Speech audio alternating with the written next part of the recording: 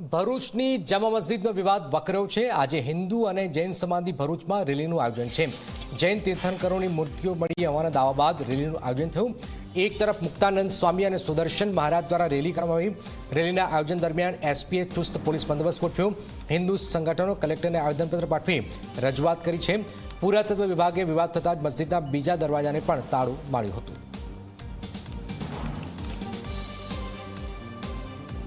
જૈન તીર્થંકરોની મૂર્તિઓ મળી હોવાનો દાવો છે। જામા મસ્જિદનો વિવાદ વધુ વકર્યો છે અને હવે આજે આવેદન પણ આપવામાં આવી રહ્યું છે।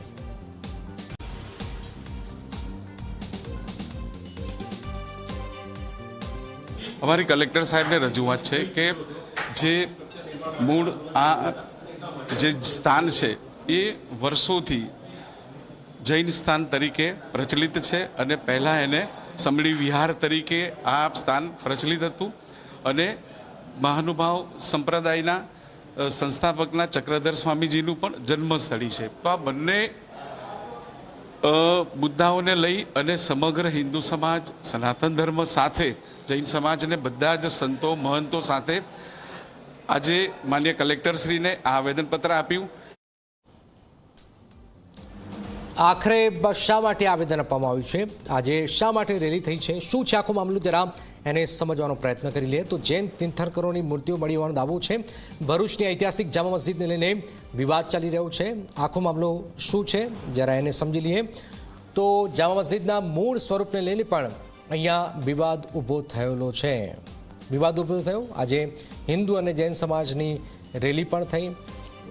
જામા મસ્જિદ જૈન મંદિર હોવાનો જૈન સંતોનો દાવો છે। આ મામલો વધુ ને વધુ ગરમાયો છે અને એટલા જ માટે આપ જોઈ રહ્યા છો કે આજે મસ્જિદનું ભોંયરું ખુલતા જ જૈન મૂર્તિઓ મળી આવી। આ વાત જૈન સમાજ તરફથી કહેવામાં આવી રહી છે। આ સ્થિતિની વચ્ચે સ્થળ શ્રી ચક્રધર સ્વામીનું જન્મસ્થળ હોવાનો પણ દાવો કરવામાં આવી રહ્યો છે અને એટલા જ માટે ન માત્ર ગુજરાત, મહારાષ્ટ્રથી પણ કેટલાક જૈન સમાજના આગેવાનો આવ્યા છે। અહીં મસ્જિદ જ હોવાનો મુસ્લિમ સમાજે પણ દાવો કર્યો છે કે આ મસ્જિદ જ છે। ખોટો જૈન સમાજ વિવાદ ઊભો કરી રહ્યો છે, મુસ્લિમ સમાજે આ વાત કરી છે।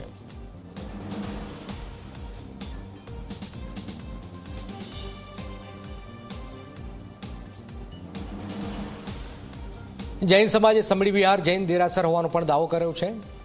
તો આ સ્થિતિની વચ્ચે આજે આ રેલી આપ જોઈ રહ્યા છો, રેલીઓજી વિરોધ વ્યક્ત કરાયો છે। જૈન તીર્થંકરોની મૂર્તિઓ મળી હોવાનો પણ દાવો જૈન સમાજે કર્યો છે અને જૈન સમાજ આજે આ વિરોધ વ્યક્ત કર્યો છે।